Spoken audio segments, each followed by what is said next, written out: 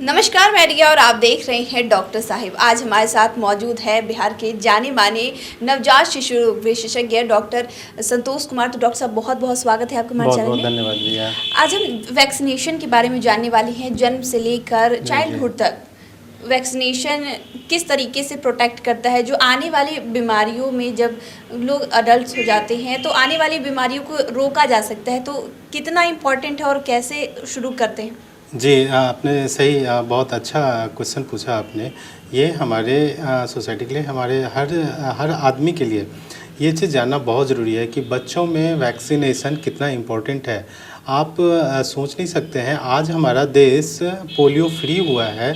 Just जो हमारा polio अभियान सरकार और यूनिसेफ, WHO इनके माध्यम से मैसिव मास लेवल पे जब प्रोग्राम चलाया गया है और जिसके कारण आज हम पोलियो मुक्त हुए हैं, ये टीकाकरण का ही देन है। ठीक है कि हमारे समाज में इतने पोलियो का बर्डन था कि आप बिल्कुल पहले आज से 20 साल 25 साल पहले हर घर, हर अल्टरनेट गांव में 2-4 घर में ऐसे होते थे कि पोलियो का आपको पेशेंट मिलता ही मिलता था।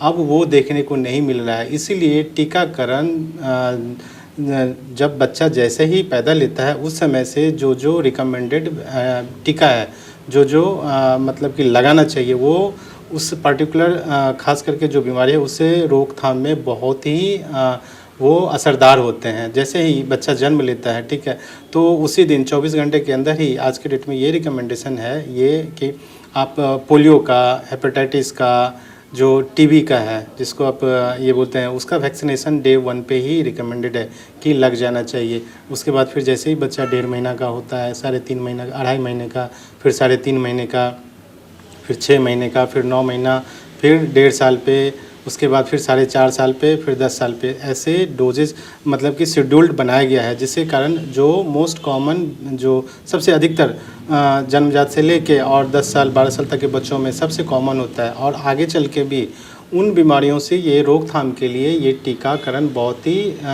ज़रूरी है। जैसे कि हम देख रहे हैं कि सरकार भी हमारे इंद्रधनुष जो प्रोग्राम लॉन्च किया वो इन्हीं चीज़ों को रोकने के लिए, इन बीमारियों से, जैसे कि माँ में आप प्रेगनेंसी डिलीवरी के दौरान, जब प्रसव के दौरान बहुत ऐसे गांव में जब होम डिलीवरी पहले ज़्यादा होता था तो आप टिटेनस से देखते थे बहुत सारी मौतें होती थी, माताओं का भी, बच्चों का भी, नवजात का भी।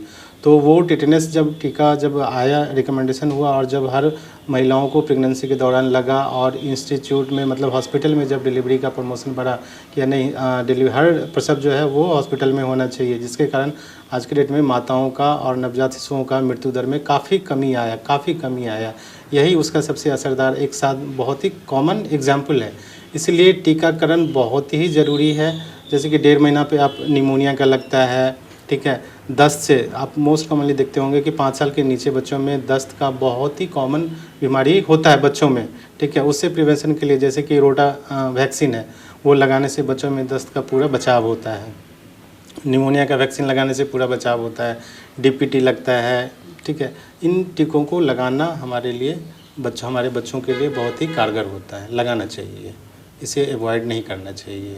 इसके अलावा जैसे कि हम लोग वैक्सीनेशन की बात कर रहे हैं, तो वैक्सीनेशन में देखा जाता है कि गांव में बहुत लोग नज़रअंदाज करते हैं। अब पोलियो का जैसे टीका है तो वो घर घर जाके दे दिया जाता है, लेकिन बाकी सब जो टीके हैं उसमें लोग लापरवाही करते हैं। इसकी वजह से आगे चल के कई सारी बीमारियां होती हैं।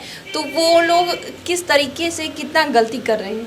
ये बहुत बड़ा गलती है। मैं उन सब माताओं से, उन सब अभिभावकों से मैं अनुरोध करूंगा कि बच्चों को जो आपके जब भी जन्म होता है उसके बाद उसी समय उसको टीकाकरण के लिए रिकमेंड किया जाता है, वहाँ पे लगता भी है और उनको कार्ड भी दिया जाता है उसी समय, सरकारी अस्पताल में हो चाहे प्राइवेट में हो। उन कार्ड में शेड्यूल्ड दिया, मतलब टाइमिंग दिया रहता है कि बच्चा जब आपका 1.5 महीने का हो जाए, 2.5 महीने का हो जाए, 3.5 महीने का हो जाए तो आपको जाके टीका लगवाना है ये।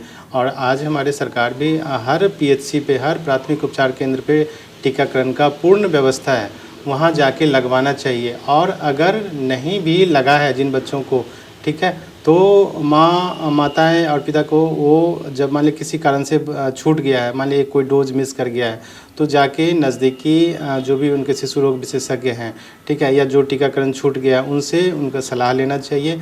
और जो टीकाकरण बाकी है जिस एज के अनुसार वो दिलवाना चाहिए। और अगर बिल्कुल ही बचपन से लेके, जैसे मान लीजिए कोई भी बच्चा 4 साल का हो गया है, ठीक है, और अभी तक कोई भी टीकाकरण नहीं हुआ है, तो वैसे भी बच्चों को टीकाकरण का व्यवस्था है। जो जो उस एज में पढ़ना चाहिए था वो नज़दीकी शिशु रोग विशेषज्ञ से सलाह लेके वो टीकाकरण करवा सकते हैं और दिलाना चाहिए। तो शुक्रिया डॉक्टर साहब, जो आपने जानकारी दी उसके लिए बहुत बहुत शुक्रिया। बहुत बहुत धन्यवाद। तो आप डॉक्टर संतोष कुमार को सुन रहे थे, जिन्होंने इतनी सारी जानकारी हमारे साथ बच्चों के टीकाकरण को लेकर दी है। आप क्या सोचते हैं हमें कमेंट कर ज़रूर बताएं। चैनल को सब्सक्राइब करें, फेसबुक पेज को लाइक करें। वीडियो देखने के लिए आपका शुक्रिया।